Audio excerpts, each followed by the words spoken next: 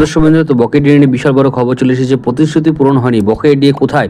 হাজারো জোরালো দাবির প্রতিবাদ। 20 এপ্রিল কিন্তু সব দাবি মেটানোর দাবি কিন্তু করা হচ্ছে।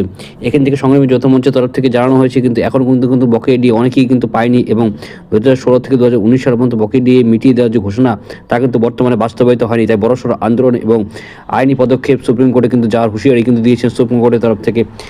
সংগ্রামী যৌথ মঞ্চের আহ্বায়ক ভাস্কর মহাশয় কিন্তু এই ব্যাপারটি নিয়ে কিন্তু আলোচনায় একটা সমাবেশ করেছেন।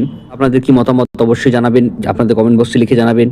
আমার যেটা মনে হচ্ছে, যেটা বকেয়া ডিএ কিন্তু দেওয়া কিন্তু ভোটের আগে খুবই প্রয়োজন, না হলে কিন্তু রাজ্য সরকারি কর্মচারীরা কিন্তু তাদের ডিএ যে দাবিটা যদি পূরণ না হয়, তাহলে কিন্তু ভোট তারা কিন্তু দেবে না, এটা কিন্তু নিশ্চিত। তাই তাদের দাবিটা পূরণ করা উচিত, এবং বকেয়া ডিএ যেটি ন্যায্য অধিকার, সেটা কিন্তু অবশ্যই তাদের পূরণ করা উচিত রাজ্য সরকারের তরফ থেকে।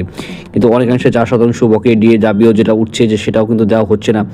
অনেক কিন্তু দাবি কিন্তু সংগ্রামী যৌথ মঞ্চের তরফ থেকে করা হচ্ছে।